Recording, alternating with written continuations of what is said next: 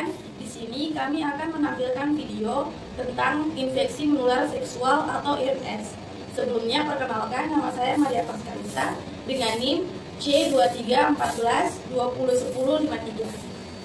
Saya Maria Silvia Octaviani Nuryanti dengan NIM C2314201054. Saya Miranda Kanal Panggelawa dengan NIM C2314201062. Saya Maria Mekija Asnorong dengan NIM C2314201052. Selamat menyaksikan. Baik, sebelum kita masuk lebih dalam, di sini saya akan menjelaskan tentang apa sih infeksi menular seksual itu. Infeksi menular seksual atau penyakit menular seksual adalah infeksi yang menular melalui hubungan intim. Penyakit menular seksual yang juga dikenal sebagai penyakit kelamin ini menyebar melalui hubungan intim, baik secara vaginal, melalui anal, melalui mulut, atau oral. Penularan ini juga dapat terjadi melalui transfusi darah atau berbagai pemakaian jarum suntik dengan penderita. Selain itu, melakukan seks bebas dengan berganti pasangan dan melakukan hubungan intim tanpa pengaman juga bisa meningkatkan risiko terjadinya penyakit menular seksual itu. Nah, penyakit menular seksual ini dapat disebabkan oleh infeksi, bakteri, virus, jamur, atau parasit. Penyakit infeksi menular apa saja yang disebabkan oleh infeksi bakteri, virus, jamur, atau parasit? Nah, yang pertama adalah penyakit gonore. Gonore atau penyakit yang kita kenal juga dengan penyakit virus nana adalah penyakit yang disebabkan oleh bakteri Neisseria gonorrhea. Bakteri ini menyebar ke bagian tubuh melalui aliran darah. Gejala gonorrhea pada pria adalah penis bernanah dan rasa nyeri saat buang air kecil. Sedangkan pada wanita, gejalanya berupa keputihan dan pendarahan di luar periode menstruasi. Yang kedua adalah chlamydia. Penyakit infeksi menular seksual ini disebabkan oleh bakteri Chlamydia trachomatis. Penularan penyakit ini terjadi dari kontak dengan luka di daerah area kelamin. Pada wanita, Chlamydia menyerang area rahim, sedangkan pada pria, infeksi ini menyerang saluran urin di penis. Chlamydia merupakan salah satu penyakit infeksi menular yang angka kejadiannya cukup besar. Pada tahun 2020 saja, WHO mencatat kurang lebih ada 129 juta kasus chlamydia di seluruh dunia. Chlamydia juga merupakan penyebab utama radang panggul dan kemandulan pada wanita, selain gonore. Yang ketiga yaitu HIV. Infeksi HIV disebabkan oleh human immunodeficiency virus yang menyerang sistem kekebalan tubuh. Virus ini dapat menyebar melalui kontak langsung seksual tanpa menggunakan kondom, penggunaan alat suntik, transfusi darah, serta persalinan. Jika dibiarkan tidak terobati, HIV dapat mengembang menjadi AIDS. Yang keempat yaitu herpes genital. Herpes genital disebabkan oleh virus herpes simplex.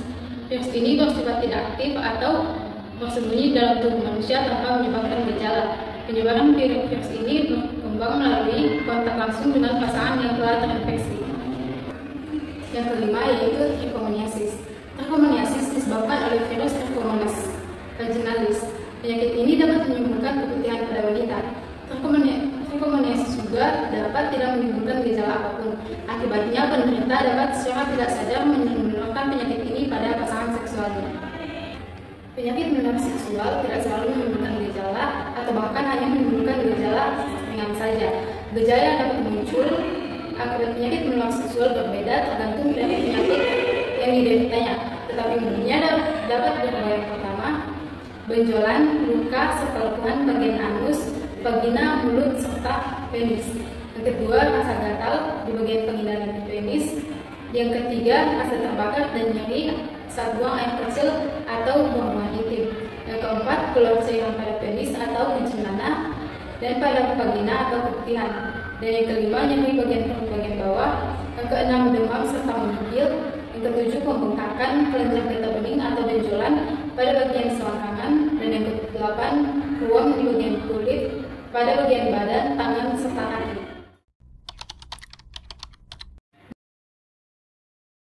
Selanjutnya, bagaimana dampak negatif dari penyakit infeksi menular seksual atau IMS ini.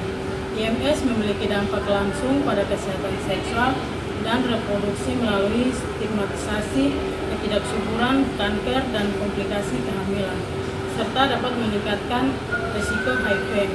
Konsekuensi akibat IMS cukup banyak, misalnya infertilisasi akibat gonore, angka kelahiran mati meningkat, bayi lahir cacat akibat sifilis, serta infeksi human papilomavirus sebagai pencetus kanker mulut rahim yang juga penyebab kematian yang cukup besar saat ini.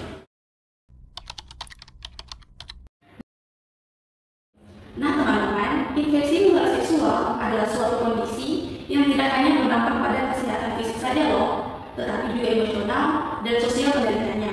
Karena itu, setiap orang, terutama yang telah aktif secara seksual, perlu memahami apa saja pencegahan untuk infeksi menular seksual ini.